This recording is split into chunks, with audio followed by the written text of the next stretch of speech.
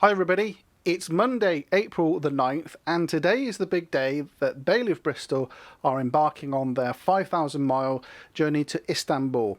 Now they're covering 21 countries in 21 days, and Bailey invited me down to the head office today just to see the final preparations and the final packing up, and also for me to have a quick chat with a couple of the guys which are taking part on this wonderful adventure.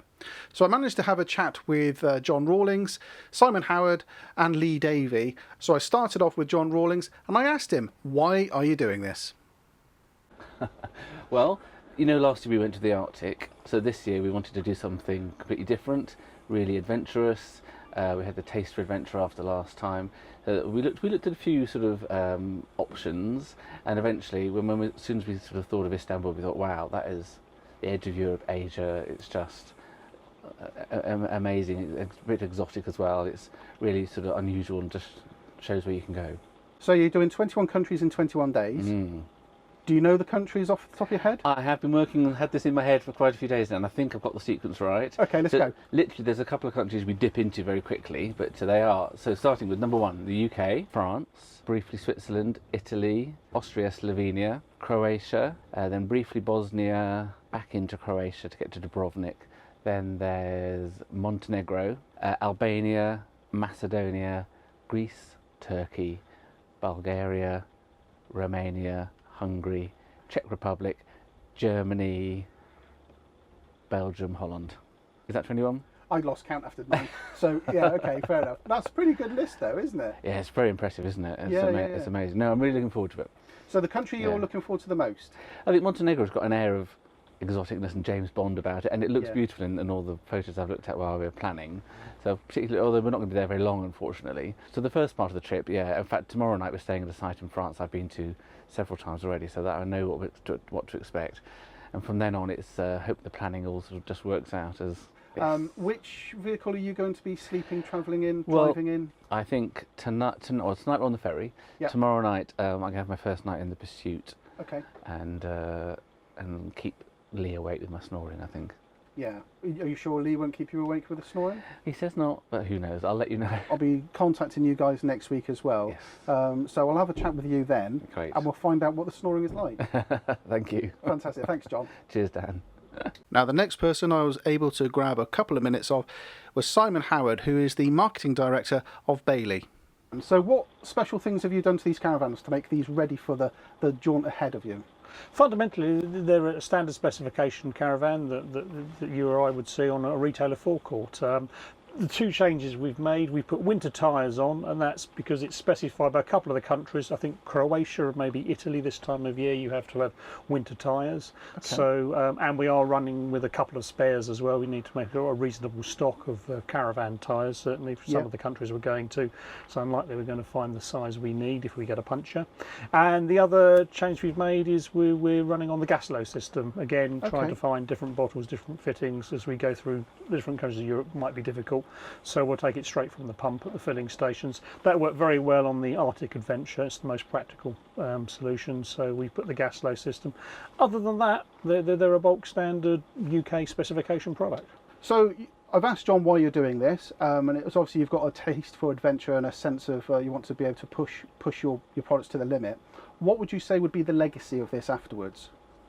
The legacy shows, I mean, just the great adventures you can have in a caravan or a motorhome, and really you are just limited by your ambition.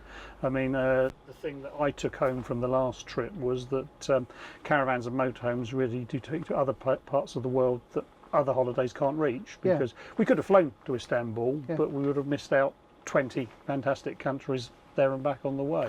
It is a shame that you're doing it so quickly, but I suppose it just shows that how versatile the products are, that the caravans are, that and the motorhome, that you're able to just go so far so quickly.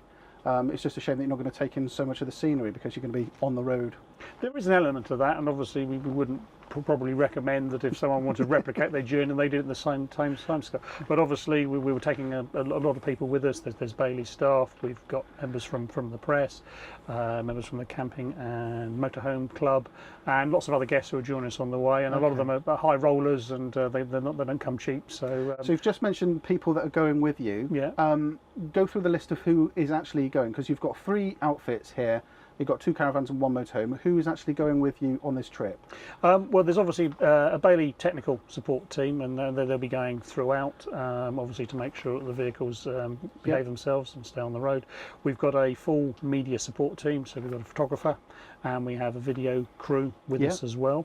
And then in terms of journalists, we've got our 2 brand ambassadors. We have Lee Davey, our caravan brand ambassador, and he's a veteran of the Arctic. People enjoyed seeing Lee in action last time, so he's obviously having some of Lee's experience is great. And then we've got Ryan Philp, who's our motorhome brand ambassador. It's first time for him. He's going to do some decent miles on the motorhome, so looking forward to having him on board. So yeah, lots of different people. Hopefully it's going to be interesting for people to watch. We have obviously social media coverage throughout on the hashtag Bristanbul. So please follow us, and hopefully we'll entertain you over the next 3 weeks. Fantastic. With our travels. I'll let you go because I know you're busy, and I know that you're trying to do an awful lot around here today. So I see the cars are still being prepped over there, and people are packing their bags, and I think that we need to get out of there pretty quick. So thanks ever so much anyway. My pleasure, Dan. Thanks for popping down to see us. No problem. And finally, I was able to grab a couple of minutes of Lee Davies' time. Morning, Lee. Good morning, Dan. Thank you ever so much for spending a couple of minutes with me. That's right, it's my pleasure. You're busy. Yes. Last preparations. Have you packed? Yes, probably overpacked. I've been told to sort of just bring the bare essentials, so you know I've brought everything. I've even brought my emergency French swimwear in case I need it. So yeah, I think I'm sorted. The budgie smugglers. Yeah. You'll attract some attention in Albania. Yeah, if you use them then. not the right sort of attention. So, no one needs to see that. Oh dear. So what's the big thing you're looking forward to when you're going? See, for me, I spent years looking at all these David Attenborough programs and Sir Ranulph Fiennes, and they do all the exploration. But see, for me, I look at that and think, well, you know, I'd like a hotel room after that. I couldn't go into the Arctic tundra and then camp. I'd want somewhere nice, warm, and comfortable. Yeah. And obviously, we did the Arctic trip last time, and that worked very well because, in essence, you're taking your hotel room with you. Yeah. So, if you can have exploration but be comfy, and you can explore stuff on the way because you're towing your home in effect behind you, what's not to like? That's what I like about this, actually. I mean, this one, I'll be honest with you, this one above and beyond the Arctic adventure, this one really appeals to me because I think you're capturing and showing people that you can actually just hitch up and head off. Yeah. You know, with obviously some preparation done beforehand, some knowledge of the countries and the legal requirements that are required of you, but with that foresight, the world's your oyster. Yeah, I think this trip, the Bristanbul trip, is the perfect follow-on to the Arctic trip. I mean, the Arctic trip was a proper test of cars, caravans, and to be fair, as well as us as well. But this one, if you've never been abroad before and you'd like to give it a go, the trip's split into 4 different legs. So if you just want to dip your toe in to a continental trip, well, follow what we've done on leg 1. You're visiting countries which are not necessarily on the tourism map. I mean, I've always wanted to go to Slovenia and Slovakia. It's not on the tourist route map, but I'm just held back a little bit of thinking, I don't know if that is quite so accessible. You're going to be going through, well, Slovenia I think you're going through, aren't you? Yes, yeah. I mean, with 21 countries, between you and I can't remember all of them, to be honest, but it's just a bit of exploration. Yeah. You know, we've had to get things like international driving permits and sort out all sorts of things. But if we can take that unknown out of that trip, and you can look at some of the content we're going to do, some of the pictures we're going to upload, some of the how-tos of if you want to visit Slovenia or Slovakia, well, watch it. We're hoping we'll be able to show you how. You're obviously going to be doing this in a rapid succession. Where can we keep up to date with where you are and what's happening? The best place to look is on the Bailey of Bristol website, which is baileyofbristol.co.uk/Bristanbul. Okay. And again, any social media, if you just put the hashtag Bristanbul, you'll pick up all the content that we're producing. But there's going to be no shortage of it. Excellent. But I think you're going to be first. Well, yeah, as my wife often says.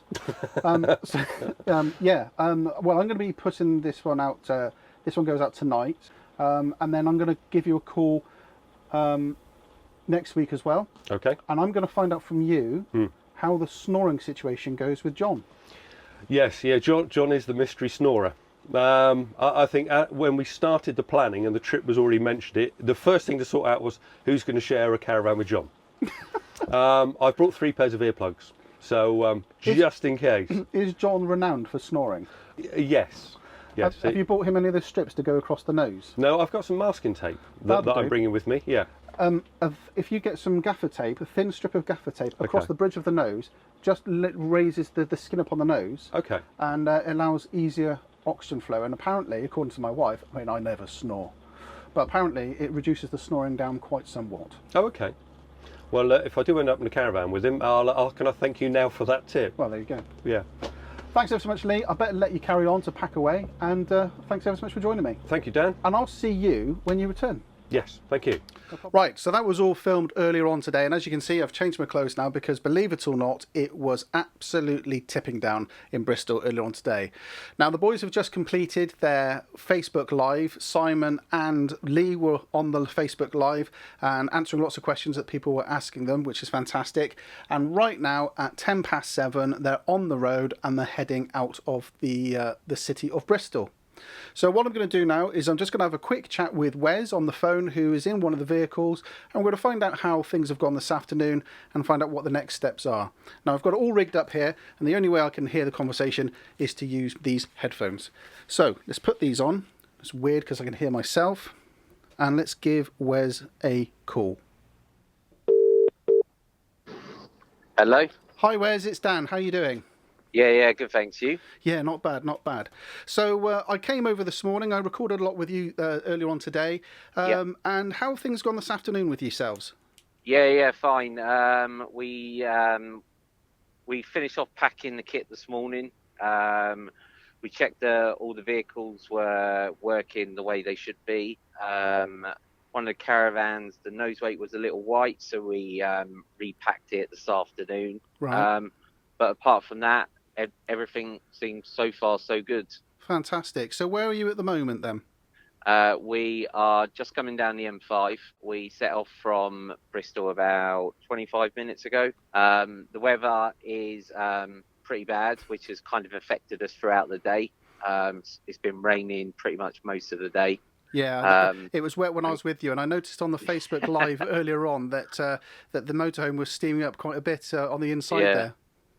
Yeah, so the weather's hindered us a little bit, but at the moment we're just making our way down the motorway on the way to the ferry. Okay. So the ferry tonight is 10:45 is when it leaves. Okay. We're due to arrive at 9:20. Right, okay. And what port is that you're sailing from tonight? Portsmouth. Okay, Portsmouth. Great. So you're going to have a nice, easy ride down there then, hopefully?